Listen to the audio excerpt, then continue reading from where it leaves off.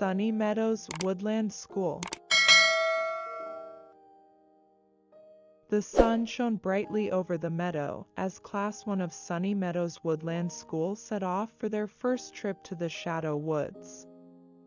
Everyone was excited to be going on the adventure that they had been talking about for weeks.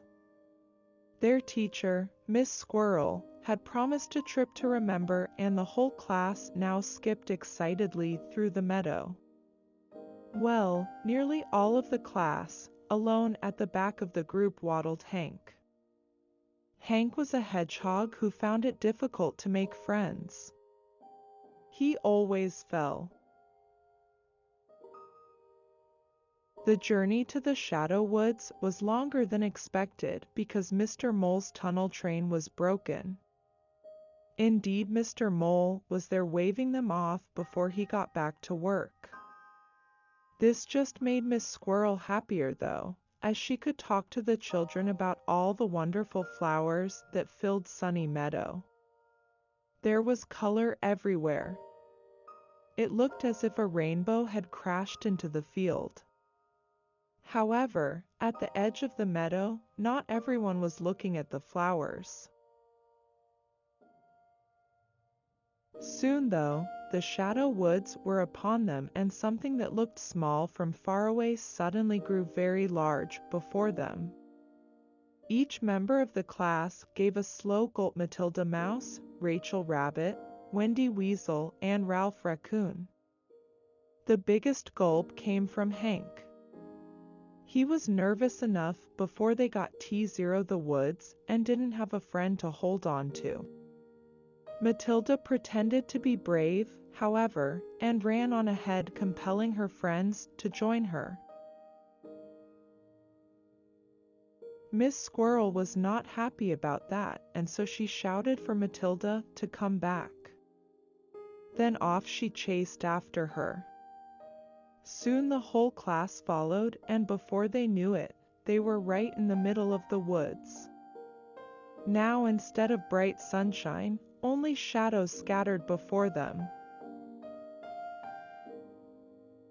The class stopped, their little mouths open in awe and wonder. Miss Squirrel was still chasing Matilda though, and did not notice that she had left the little ones behind.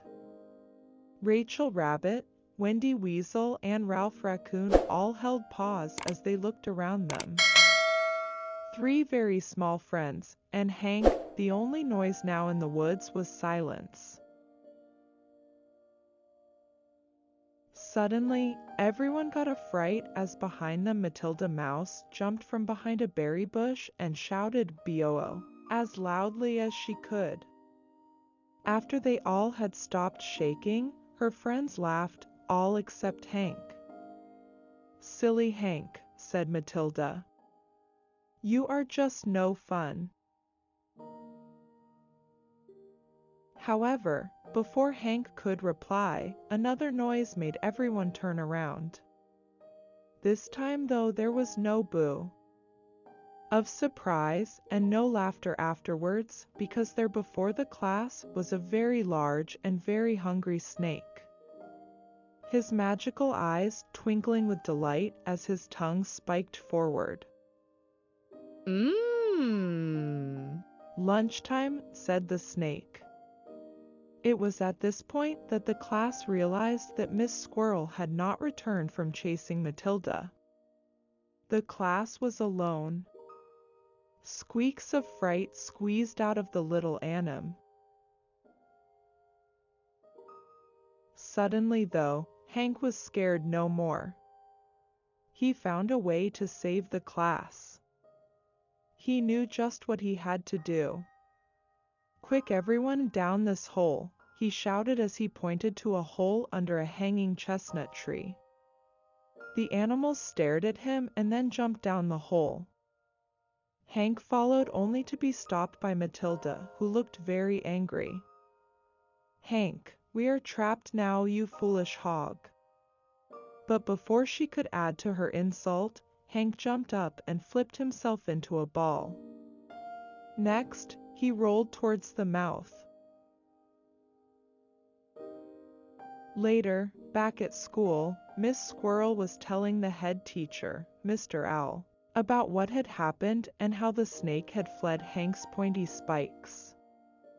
After the snake had slithered away, the class had quickly returned to school and each one had thanked their new friend Hank. Matilda gave him a big hug and apologized for what she had called him before. Hank was not odd, he was a hero and her new best friend. Hank, who was still unused to lots of attention, turned pink and popped into a ball as all